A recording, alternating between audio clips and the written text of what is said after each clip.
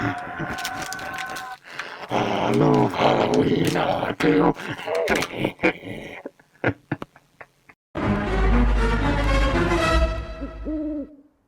Hello everybody, hope you're doing alright. This is Flagel here, and today I'm going to be giving you 10 recommendations. These are albums that I feel that would be perfect for you to play on the spooky occasion. Now what I've done is, I've made a few rules, and I've also split this list into two. So the rules are basically, it can't be Halloween soundtracks to films, so no Halloween. John Carpenter you can't go wrong with most of his soundtrack albums, so play some of his stuff, of course, The Nightmare Before Christmas, easy picks. As well as that, no game soundtracks too, so I'd imagine Silent Hill, for example, would be quite a cool one to play. But, you know, I'm focusing on actual albums. And as well as that, I've split this list into two, like I say. So what I've done is, these are going to be 5 albums, first off, which I feel that would be great to play on loudspeakers around your house, maybe for actual trick-or-treaters to come in. It's spooky enough where it sets the mood, but at the same time it's not going overboard. And the next 5 albums are a bit more overboard. Now, I think you could still play these, you know, on speakers, but you might get a few complaints from parents saying that the children have been traumatised for life. If you want to go for that, then that's cool. But I would say that the next 5 albums, you'd probably want to just put them on headphones at night and just enjoy, if you want to say enjoy in a sort of morbid way. So here are the first 5 albums. So the first one I want to pick is just a really obvious one. You cannot go wrong with it. It's going to be the album by Andrew Gold, which is called Halloween Howls, Fun and Scary Music. Spooky, scary skeletons and shivers down your spine. And I picked this because it contains the, of course, infamous but at the same time modern masterpiece, Spooky, Scary Skeletons. You can't go wrong with that song, and I'm sure, even though I haven't listened to the rest of the album, I'm sure the album is of as good quality. And I just had to pick that because people of all ages love that song. If you play that, I'm sure you'll get plenty of trick-or-treaters.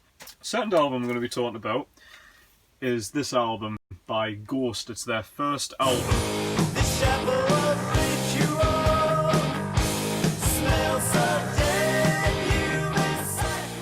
And this album, I feel, kind of suiting the album cover, is a bit cheesy, a bit goofy, but great music nonetheless. This sounds like something that could occupy an actual good Scooby-Doo film or something like that. I think the songs on here, especially the lyrics, cover a lot of sort of Halloween-themed topics, specifically Satan, but I think that it's good heavy metal, and it's, I don't want to say poppy, but it's catchy enough from the first listen where you couldn't go wrong with it. And there's a lot of sort of instrumentation which sets the mood too, so really recommend the first album by Ghost. I wanted to pick a gothic rock album. There's plenty of gothic rock acts, plenty of classic ones going back to Bauhaus, Sisters of Mercy and so on and so forth, but why not just go with the classic Cure? And there's a few albums that I could have chosen for this list as well, but I want to go with Pawnography.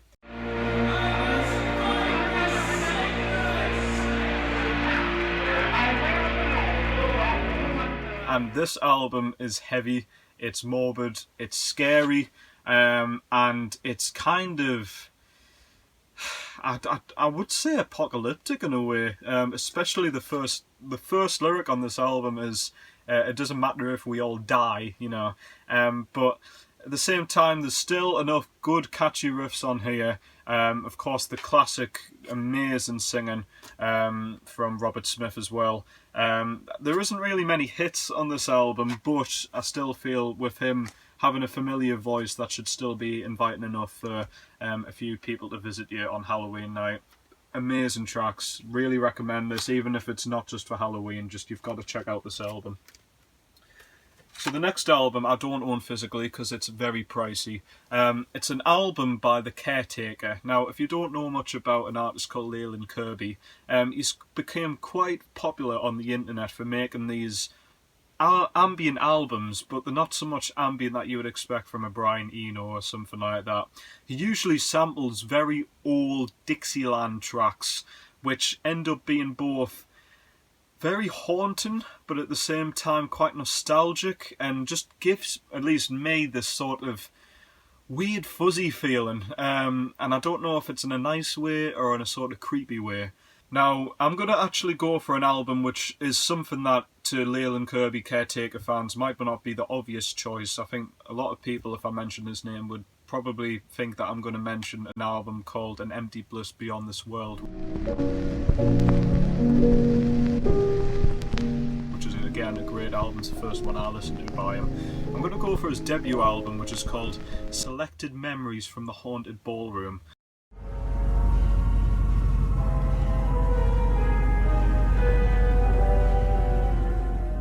And I've got memories of this album as well. I used to play it quite a lot when I sat down and read American Psycho by Bret Easton Ellis, and that kind of was a good mood setter for a very morbid book, and I think this would be a good mood setter for a very interesting night. Now, there is tracks on here which are a lot more dark ambient. It's definitely a lot more spookier and creepier than the other album, An Empty Bliss Beyond This World. This is starting to get into territories which might start scaring some younger kids. There are some very haunting, echoey vocals which, if you had the great system, I think if you could lay it out, this would be actually the best album to choose out of all of these. The last one out of this list is the album which I think is on the cusp of maybe pushing it. But still, I think it's an album that's worth checking out once again, whether it's Halloween or not. And that's the debut album by Suicide.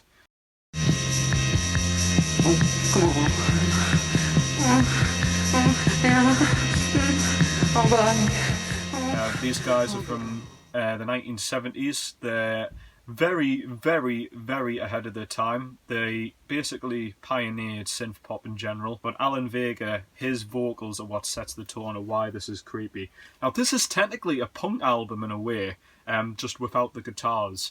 And there's songs on here which honestly really kick ass and I love. Ghost Rider, Johnny, Rocket USA, they're all great tracks, and if they actually had a normal band instrumentation, probably would be on many jukeboxes, I could imagine. Only problem is, the instrument, I was going to say instrumentation, instrument really, is very lo-fi and very off. And off in a good way, it's hard to describe. And as well as that being off, Alan Vega's vocals as well, they're off too. He, especially when you listen to his solo records, he's kind of got a sort of Elvis Presley voice to him, but he sounds like he's on the cusp of honestly having a mental breakdown. And he has these noises that he comes out with that are just really anxiety driving. Especially if you just listen to Ghost Rider, for example. He just comes out with these noises, and you're just like, oh my god, this is just... Ugh, you're just waiting for him to just snap, and he eventually does on what is known as one of the scariest songs ever made, Frankie Teardrop.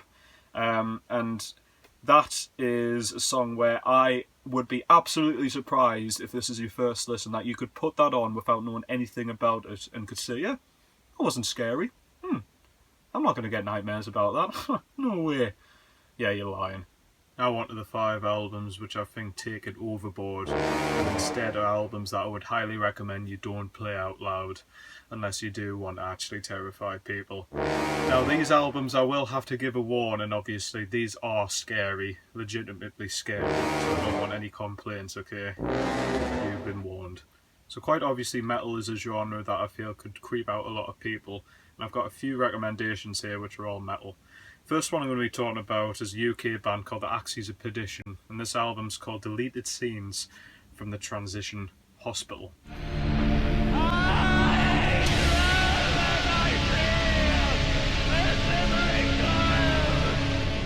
Now this album I recommend if you guys are a fan of the game Silent Hill, because this is very much like that when you imagine it more, well, obviously metal centric.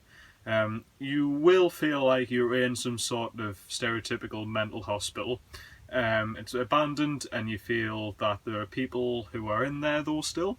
and there might be a few other surprises, shall we say, there along the way too. Very creepy album, but still actually manages to have a few catchy riffs along the way. But yeah, a very strange album. As is, of course, whenever we're talking about late era Scott Walker, Bish Bond. Down below! Did you ever throw your own mother's phone back at her? Did you ever tell her, take this junk away? This is my favourite of what's known as the trilogy by him. I could still really recommend The Drift, I could really recommend Tilt, but I think this is the one to go for, because it manages to actually go past The Drift in terms of ominous and scary sound, and to being actually kind of wacky and funny in a very macabre way. This is a double album, and it isn't shy of pushing boundaries whatsoever. There are moments on this where you will never think you'll ever hear it in music. I'll just keep it as simple as that. It's a fantastic album. It's actually one of my favourite albums that have came out within the past decade, and I think that this is an essential listen for everyone who actually feels that music isn't going anywhere and hasn't actually changed since, I don't know, the 1960s. This album is brilliant, but again, as a word of warning, there's some actually proper strange stuff on here, and you will just be thinking, what am I doing listening to this? But in a good way. Here's a little innocent question for you guys. Have you ever wanted to know what it was like to be amputated without any anaesthetic? Well, I've got the perfect album for you. Delirium Cordia.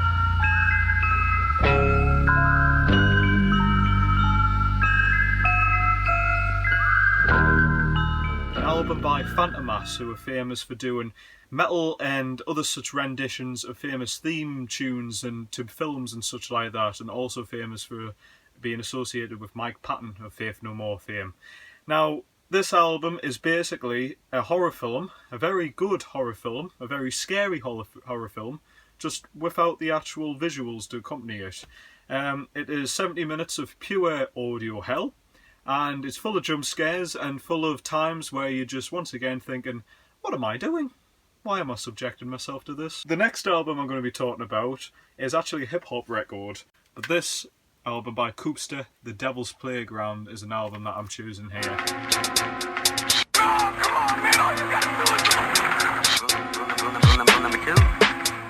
Now, this is Memphis rap, which is basically southern hip-hop with a lot of horror, satanic elements to it. And Koopster was associated with the 666 Mafia. If you know about Memphis rap, then you know about 666, really famous group, and very famous. Probably more nowadays than back in the mid-90s when they were going. Very sort of influential for a lot of more contemporary rap artists out there. But actually this album is probably my favourite album under any sort of association with 666, the members and so on and so forth. Purely because of how actually scary this album is through its samples, through its lyrics and so on and so forth. This actually contains some bangers, the Torture Chamber, the first track, Ready to Ride, but at the same time, samples such as the sample on Judgment Night, listen to the instrumental on the song Robbers. A bit like Suicide, it's off, but in a good way. This is an excellent hip-hop record. Once again, listen to this even if it is Halloween or not, but this is a great album to listen to. The last of the 5 albums I'm choosing here is, in my opinion, the scariest one. This is a black metal group called Sortsind with the album Sa.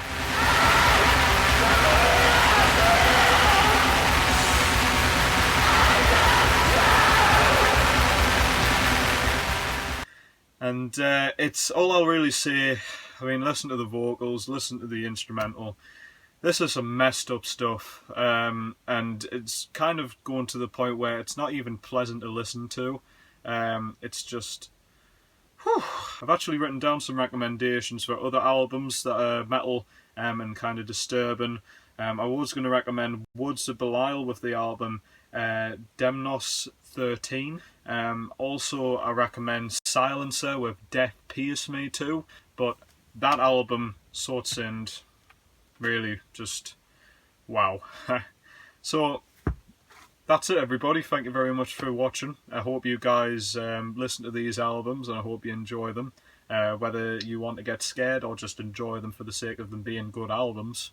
But I would really want to hear from you guys. What do you recommend? What albums do you think I should be listening to on Halloween night?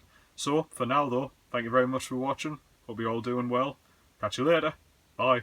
I love Halloween, I do.